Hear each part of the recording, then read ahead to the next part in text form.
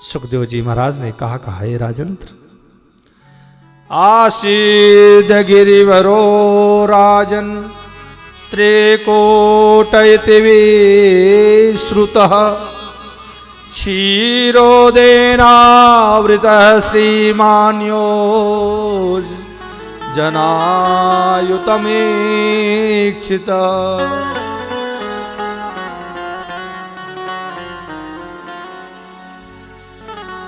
हे परीक्षित, क्षीर सागर में एक त्रिपुट नामक प्रसिद्ध सुंदर वन है, पर्वत है, और वह जो है भगवान के अनन्य प्रेमी वरुण जी का उद्यान वहां है, और जिस उद्यान का नाम है ऋतुमान। और ऋतुमान उद्यान में त्रिकूट पर्वत के शिखर पर वहां पशु पक्षी आनंद पूर्वक जीवन व्यतीत करते हैं। नित्य निरंतर सरोवर में खिले हुए नए नए पुष्पों की सुवास से सारा वन आच्छादित है, सुवासित है। और ऐसे परम मंगलमय वन में सारे पशु पक्षी निर्भय होकर के विचरण करते हैं, आनंदित होते हैं। और उसी में तत्रे कदा तदगिरि काननाश्रयः, काननाश्रयः मतलब पर्वत की एक गुफा में आश्रय लिया। कौन लिया है? गजेंद्र। और वह गजेंद्र है कैसा? जिसके अंदर 100 हाथियों का बल है, उसकी कई पत्नियां हैं, कई बच्चे हैं। और एक दिन जेठ का महीना, मई का महीना, तेज धूप और गर्मी से विह्वल होकर के, गर्मी से व्यथित होकर के गजेंद्र जो है अपने पूरे परिवार के साथ जो है वह उस गुफा से निकल करके सरोवर की ओर स्नान करने चलता है। रास्ते में जितने भी पशु पक्षी मिलते हैं सभी उसको अभिवादन करते हैं। अभिवादन 2 प्रकार से होता है, या तो डर से होता है या तो सम्मान से होता है। कभी कभी लोग अभिवादन भी भयभीत होकर करते हैं, अगर नहीं करेंगे तो कोई समस्या आएगी, कोई बात आएगी और इनकी थोड़ी सी जान पहचान है शासन प्रशासन तक, तो हमारी मदद नहीं करेंगे, इसलिए इनसे थोड़ा संबंध बना के रखना है। तो आपको नमस्कार नहीं कर रहा है, बल्कि आपके उस संबंध को नमस्कार कर रहा है जो प्रशासनिक अधिकारियों से आपका है। और कुछ लोग होते हैं जो सम्मान से किसी को नमस्कार करते हैं, आदर करते हैं।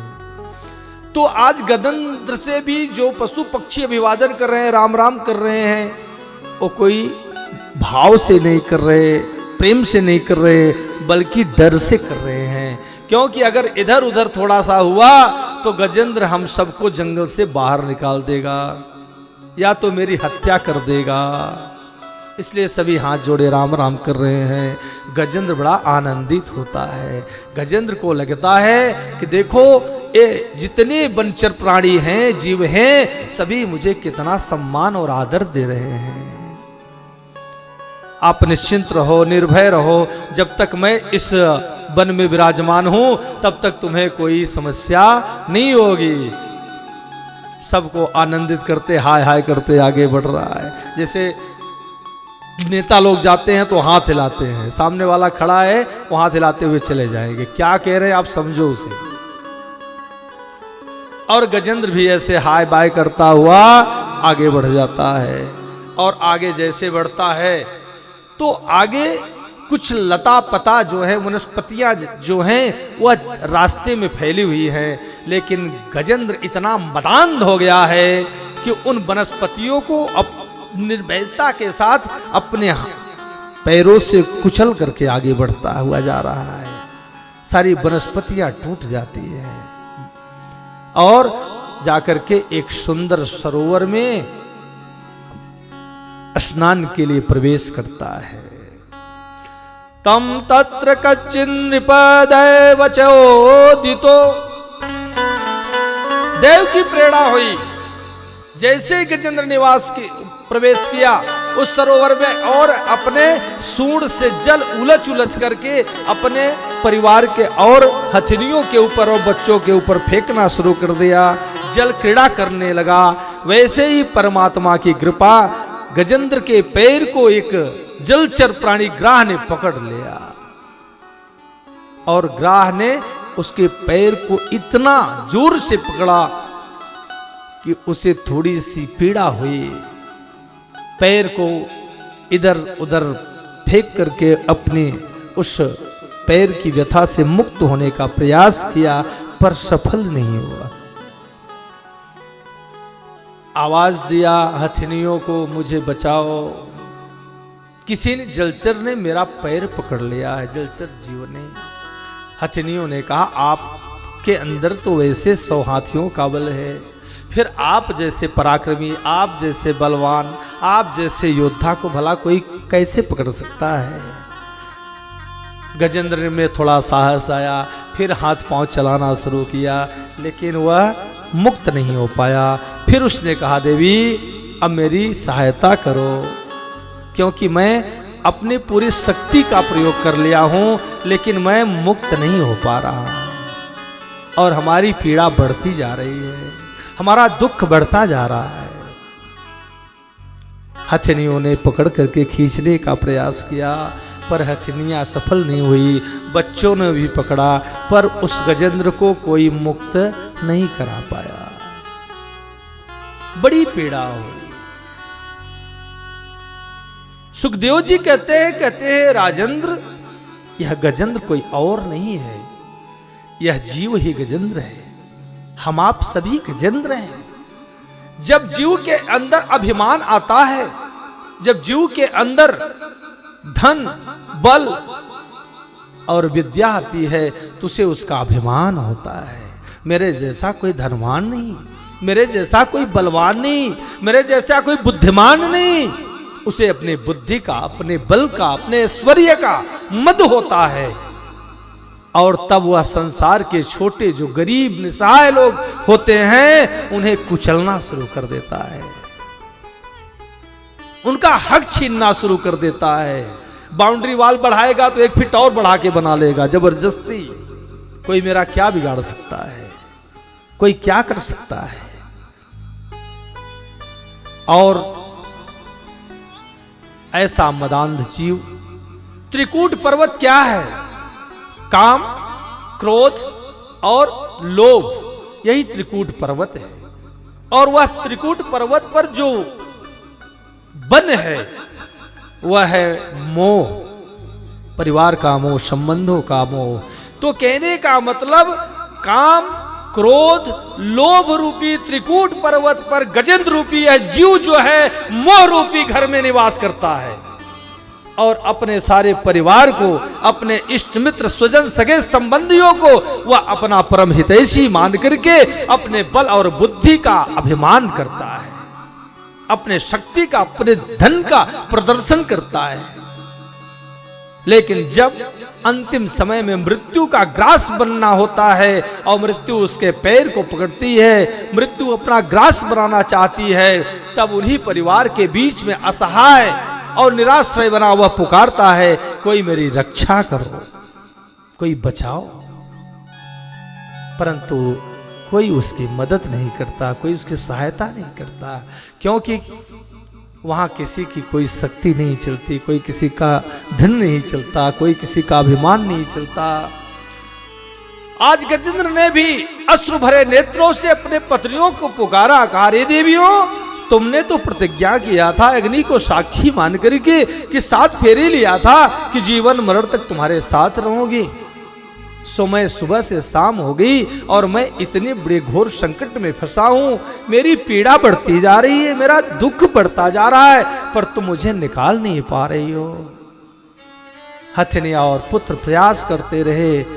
रात के 2 घड़ी बीत गए। पुत्रों ने कहा, हे पिताजी, क्षमा चाहते हैं, अब हमें जाने की अनुमति दो। गजेंद्र ने कहा, तुम जाना चाहते हो मुझे छोड़ करके? बचपन से लेकर के जिन्हें मैं पाल पोष करके, केवल एक ही मेरे मन में अभिलाषा थी पालने के पीछे कि एक दिन तुम मेरी सेवा करोगे, असहाय और निसहाय समय में तुम मेरी मदद करोगे। आज तुम मुझे छोड़ के जाना चाहते हो? ऐसी असहाय स्थिति में पुत्रों ने कहा, पिताजी हम कर भी क्या सकते हैं? जो मेरी सामर्थ्यता थी, जो मेरी शक्ति थी, सो मैंने प्रयास किया, लेकिन मैं अब आपको इस सरोवर से बाहर नहीं निकाल सकता, इसलिए अब जाने की आज्ञा चाहता हूं। गजेंद्र अपलक नेत्रों से, अनिमेष नेत्रों से निहारता रहा, पर देखते देखते सारे पुत्र चले गए। रात बीत गई। उषा काल सुबह की वेला, भास्कर भगवान जैसे उदयाचल में प्रविष्ट हुए, वैसे हथिनियों ने कहा, स्वामी अब हमें भी आज्ञा दीजिए।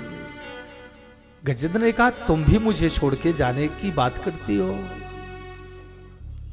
क्या तुम मुझे अकेली छोड़कर चली जाओगी? पत्नियों ने कहा स्वामी कर भी क्या सकती हूं, विधाता के आगे हमारे चलने वाली नहीं है, इसलिए मैं यहां रहकर के भी आपकी कोई सहायता नहीं कर सकती, और संसार का यही नियम है। हथनिया जब प्रणाम करने लगी तो गजेंद्र के आंखों से झरझर आंसू बहने लगे। गजेंद्र कहता है, जिन परिवार पर, जिन पत्नियों पर, जिन बच्चों पर, जिन संबंधों पर मैं इतना विश्वास करता था,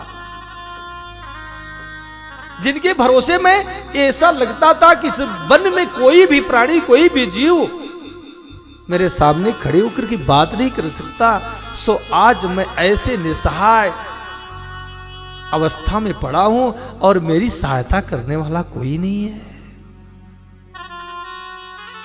पत्नी आज धीरे धीरे एक एक करके चली जाती है। गजेंद्र के आंसू बह रहे हैं, अश्रु प्रवाहित हो रहे हैं, संसार का आश्रय छोड़ दिया।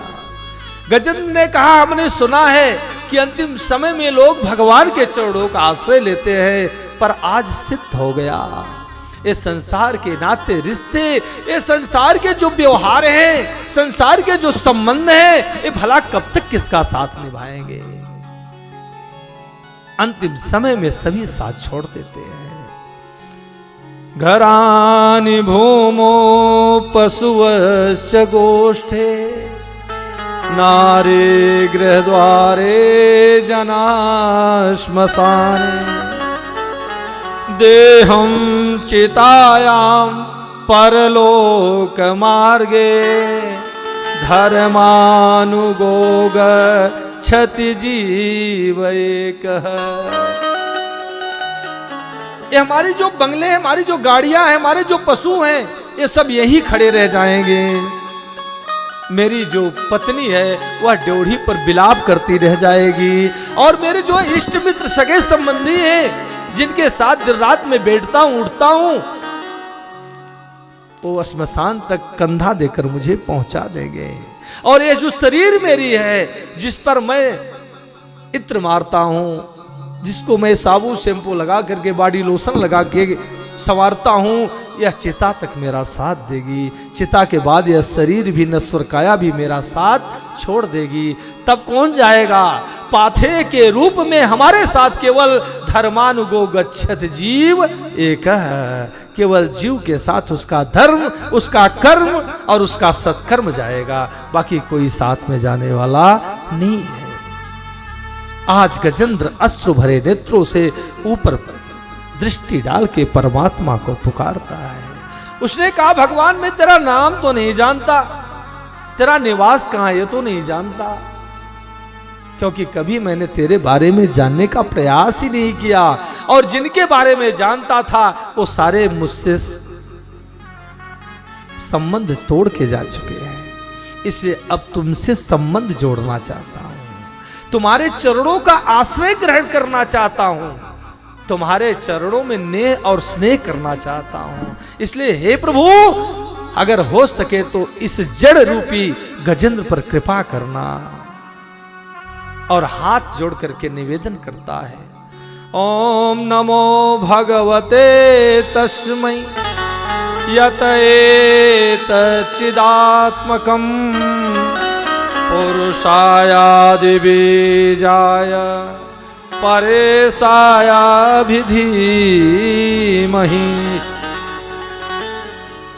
एक श्लोक बड़ी सुंदर गाया। कहा, हे प्रभु, हे जो जगत के मूल कारण हैं, जो इस जगत के अधिष्ठाता हैं, जो सबके हृदय में पुरुष रूप में विराजमान रहते हैं, जो समस्त जगत के एकमात्र स्वामी हैं, जिनके कारण इस संसार में चेतना का विस्तार होता है, ऐसे भगवान को हम नमस्कार करते हैं, प्रणाम करते हैं। तस्मै नमः परेशाय ब्रह्मणे अनंत शक्ते अरूपायो रूपाय नमः आश्चर्य कर्मणे नमः आत्म प्रदीपाय साक्षिणे परमात्मने नमो गिरां विदुराय मनश्चेत सामपि। इसलिए हे प्रभु, हे जगत के अधिष्ठाता, हे संसार के निर्माता, हे सर्वंतर्यामी परमात्मा, मुझ जड़ पर कृपा करो, दया दृष्टि करो। आपको तो संसार के लोग भक्तवान कल्पतन कहते हैं। आप तो करुणा के सागर हैं। आप तो भक्तों पर अनायास कृपा करते हैं। आप कृपालु हैं, दयालु हैं, फिर हम पर कृपा क्यों नहीं कर रहे? नमः शांताय घोराय मूढ़ाय गुणधर्मिणे निर्विशेषाय साम्याय नमो ज्ञान घनाय च। यह मूढ़ गजेंद्र बार बार आपकी स्तुति करता है, आपको नमन करता है, आपको प्रणाम करता है। हे मेरे गोपाल, हे मेरे गिरधारी, हे केशव, अब इस डूबते हुए गजेंद्र को बचा लो, क्योंकि संसार के लोग तो हमसे मुंह मोड़ के जा चुके हैं। अगर आप भी मेरी सहायता नहीं करोगे, अगर आप भी हमें इस बंधन से मुक्त नहीं करोगे, हम पर कृपा नहीं करोगे, तो संसार के लोग तुम्हें भी निष्ठुर कहेंगे और संसार में तुम्हारा अपयश होगा। इसलिए हे गोविंद, डूबते हुए इस गजेंद्र की बाह पकड़ करके इसे आश्रय दो, इसे बचा लो, बड़ी कृपा होगी। पकड़ लो हाथ गिरवारी, नहीं तो डूब जाएंगे, हमारा कुछ न बिगड़ेगा, तुम्हारी लाज जाएगी। पकड़ लो हाथ गिरवारी, नहीं तो डूब जाएंगे, हमारा कुछ न बिगड़ेगा, तुम्हारा कुछ न बिगड़ेगा, तुम्हारी लाज जाएगी। पकड़ लो हाथ बनवारी, नहीं तो डूब जाएंगे।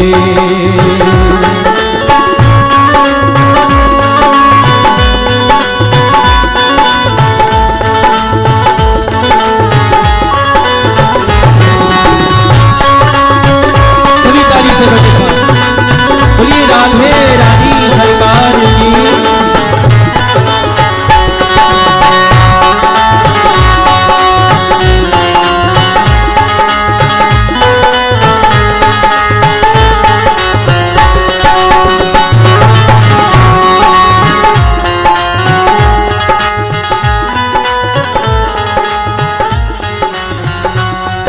तुम्हारे ही भरोसे पर जमाना छोड़ बैठे हैं, तुम्हारे ही भरोसे पर जमाना छोड़ बैठे हैं, तुम्हारे ही भरोसे पर जमाना छोड़ बैठे हैं, तुम्हारे ही भरोसे पर जमाना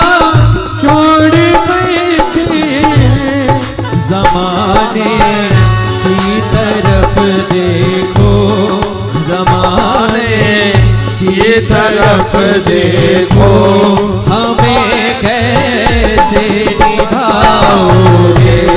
पकड़ लो हाथ बनवारी, नहीं तो डूब जाएगी। हमारा कुछ न बिगड़ेगा, हमारा कुछ न बिगड़ेगा, तुम्हारी लाज जाएगी।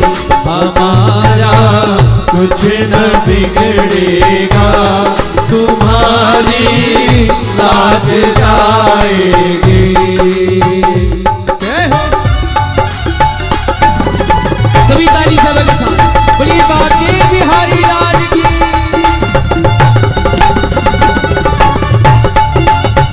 जय हो।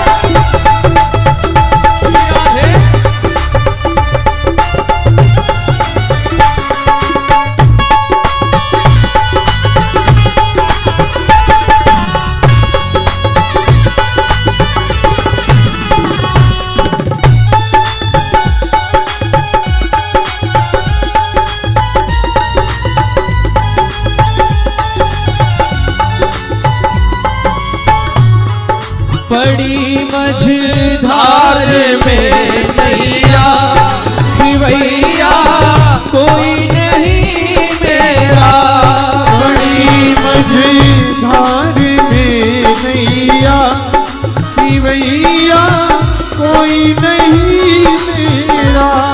बड़ी मझधार में नैया खिवैया कोई नहीं मेरा।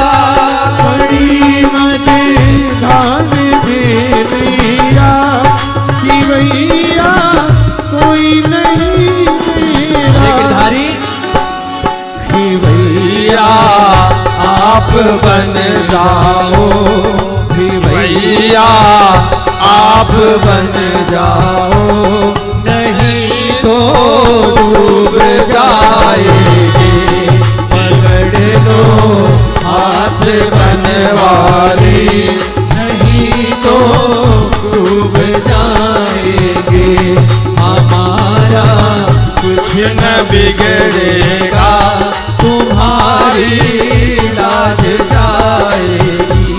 हमारा कुछ न बिगड़ेगा, तुम्हारी लाज जाएगी।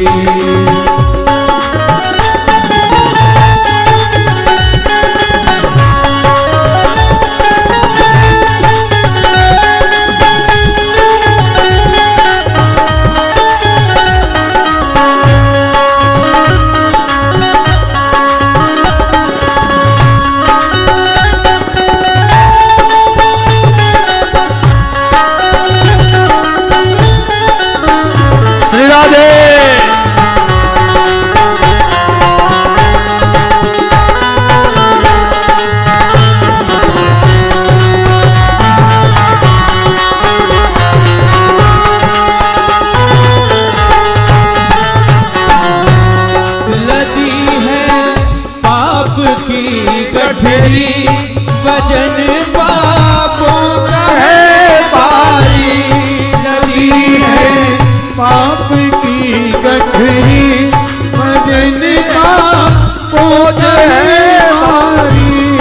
नदी है पाप की गठरी, वजन पापों का है भारी।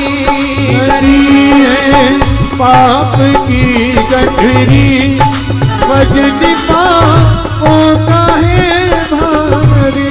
ये गठरी आप संभालो, ये गठरी आप संभालो, तो बेड़ा पार हो जाए। पकड़ लो हाथ बनवारी, नहीं तो डूब जाएगी। हमारा कुछ न बिगड़ेगा, हमारी लाज जाएगी।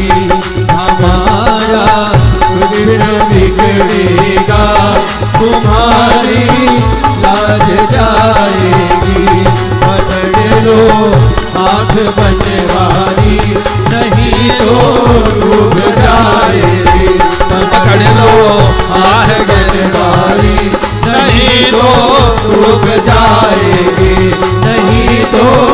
डूब जाएंगे, नहीं तो डूब जाएंगे।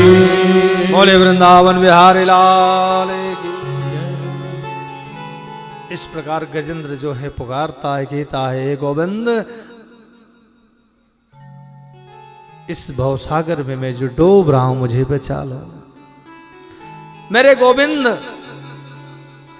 बैठे गजेंद्र की इस स्तुति को सुन रहे, सारे देवी देवता सुन रहे, पर कोई आगे नहीं आ रहा है, क्योंकि गजेंद्र ने किसी का नाम ही नहीं लिया। गजेंद्र तो बात यही बार बार की, अरे जो इस सृष्टि के अधिष्ठाता हैं, जो सृष्टि के निर्माता हैं, जो समस्त चेतनाओं को जागृत करने वाले सर्वभूत हृदय सर्वंतर्यामी हैं, वह मेरी रक्षा करें। अब कोई देवी देवता आगे आए ना। सो मेरे गोविंद ने देखा यह किसी और को नहीं बल्कि स्वयं हमें पुकार रहा है। तब तक पुनः निवेदन किया गजेंद्र ने, नमो नमस्ते खिल कारणाय निष्कारणाय अद्भुत कारणाय सर्वागमाम्ना यमहाडवाय नमो पवर्गाय नमो परायणाय। मेरी रक्षा करो हे गोविंद। भगवान गरुड़ को आदेश दिया और भगवान जो है स्वयं गरुड़ पर विराजमान हुए और गजेंद्र की रक्षा करने के लिए जैसे ही सरोवर के समीप आते हैं, वैसे ही गजेंद्र ने सरोवर में खिले हुए पुष्प को तोड़ करके भगवान को निवेदित कर दिया।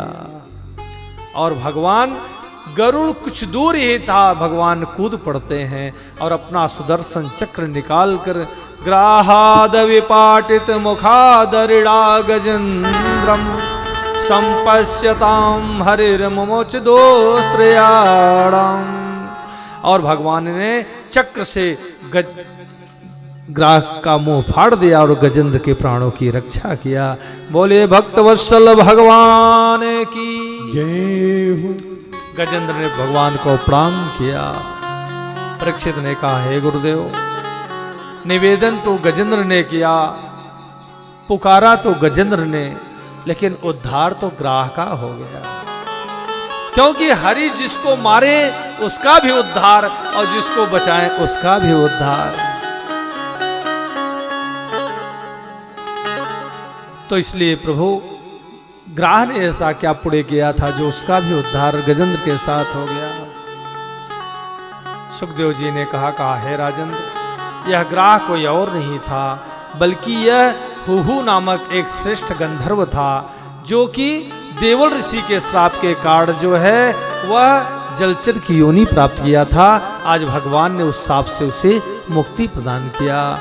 और जो गजेंद्र था यह इंद्रद्युम्न नामक पांडवंशी राजा था। अगस्त ऋषि के श्राप से यह भी हाथी योनि गजेंद्र योनि को प्राप्त किया था। सो भगवान ने आज उसको भी मुक्त किया। बोले वृंदावन बिहारी लाल की जय।